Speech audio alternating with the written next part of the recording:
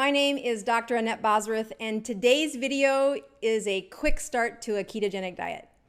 If you've heard of any of the benefits and want to try out this ketogenic diet, watch this video for the best steps to summarize how to do this and not be terrible at it, because you can be terrible at trying this diet.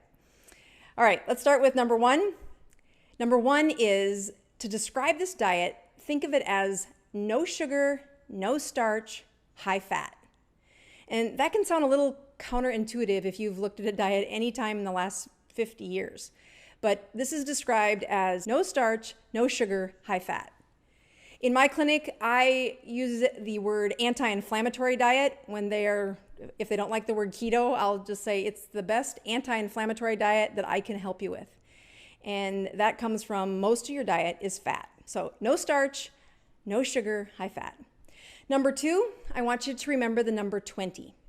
Hang on to that number, we'll come back to it. Number three is I actually want you to go spend some money. I want you to go to your pharmacy and buy urine ketone strips. These ketone strips cost about $15 for maybe 50 of them. Be sure you keep the container closed. If you open the container and leave it open to air, they go bad. So buy a small quantity, 50 of them, spend $15, and that is one tool you need to have for this diet. It is super important not to skip that. People start on this diet and say, I don't know, this ketogenic diet isn't working for me. And my first question is, are you sure you're peeing ketones? And it is amazing how much my patients learn when they say, Doc, I've been on your diet for a week and I'm still not peeing ketones. And what that is instant feedback that you still have too many carbs in your diet for the way your body is running right now. That number changes over time, but you won't know what your number is without looking. And that's the best part of this diet.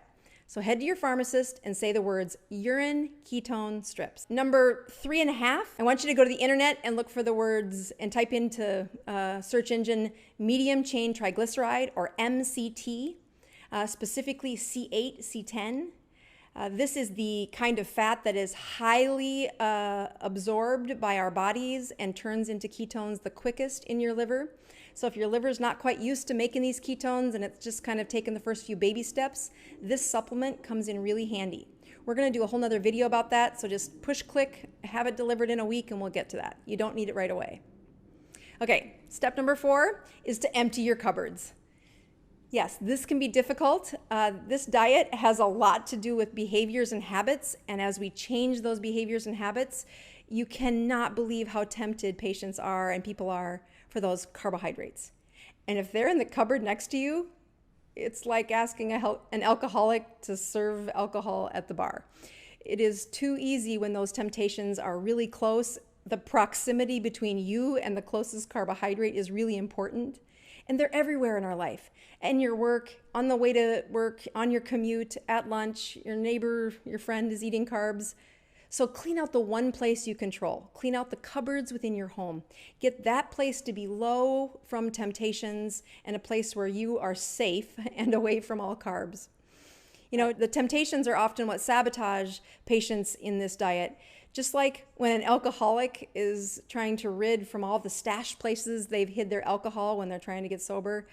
Or for an addict, you know, they see a syringe, they see a spoon or a lighter, and they can trigger the cravings in an amazing way. Carbohydrates are everywhere, and you're going to trigger cravings by just being in your daily life. Keep your home a sanctuary, and that means cleaning out the cupboards. We want all processed food to be out of the cupboards. We want white flour, rice, potato, pasta, all of that cooking and baking stuff that's filled with processed carbohydrates, that goes out. Once you've done that cupboard clean out, in fact, when we cleaned out our home, I had the kids help me clean out the house, and if the ingredients had more than 10 items in it, it was a sign of being a processed food. So if they counted up on the hamburger helper and it had more than 10 ingredients on it, that was going to the donation box. So step number 5 is to pause. So many times when I start patients on a diet or when we change a behavior, before they even get used to what's not around, they start reaching for things that aren't so good for their diet, aren't so good for them. So I ask you to not fill the cupboards. Let them sit empty for like 3 days. You will find simple things to eat that are going to be low in the cupboard space. Do not run out and spend $100 on groceries. Give it time. Don't do that. Just pause. So before you fill the cupboards, once they're empty, rule number 5 is to pause. Rule number 6 is to remember that number. The number 20 represents the best place to start for how many carbohydrates can you have in a day on a ketogenic diet. I like to have patients start out at 20, and then they're going to report to me whether or not they are peeing ketones. I have some people stumble into peeing ketones when they follow that rule. Most often it's men. They are just a higher mitochondria count, and they can turn on the ketone production much quicker. But that's not always the case. Sometimes they've been insulin resistant for a very long time and they don't pee ketones for the better part of a week. It is in that pause where I'm waiting to see how long it takes to produce ketones before you start filling up that cupboard with items that don't really belong there for your numbers. Step number 7 is to actually eat enough fat to feel full. This is a really important concept that I have done very countercultural experiments with my patients to say, I need you to eat until you feel full. And they're like, I'm not sure I know what that feels like. And it's very common. The reason you feel full, that satiety, is a hormonal surge that your body should be signaling you. But if you've been in a low-calorie, low-fat diet, that hormone hasn't been active in a while. They've felt hunger, but that sensation of fullness comes from a loaded, a bolus, a large amount of food that is high in fat. And many patients say, Doc, I don't know if I'm feeling full. So I do one of those countercultural experiments and I tell them to go get a stick of butter. Yes, a stick of butter. If you fasted all night long because you were sleeping and you get up in the morning, you can have coffee and a stick of butter. And I want you to eat the butter until you feel full.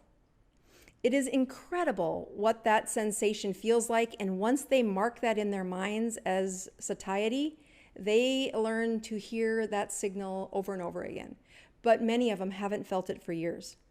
Remember, what makes your sugars go up, what makes your insulin go up is not fat. That stick of butter is going to signal satiety. You're going to make ketones from that. You might get some diarrhea from that, but you will not spike your insulin. You will not kick yourself out of ketosis. Remember, this is a high-fat diet. The last rule for a quick start on a ketogenic diet is eat only when you're hungry. So many of my patients have been programmed to think and to understand that breakfast is the most important meal of the day. And they eat breakfast even though they have no hunger. This diet is in hopes that most people are trying to lose weight. There's many other reasons to do this diet, but many people are doing this to lose weight. This is very important that you eat until you're full and then don't eat unless you're hungry. So if it says, hey, it's time for supper, but I don't really have any hunger pains, zip it, don't eat. So those are the 8 rules that I tell patients to begin if you're going to start the ketogenic diet. We have other videos for what to buy when you go shopping and what's that deal about MCT oil, and we'll get to those later. Thanks for watching. Until next time.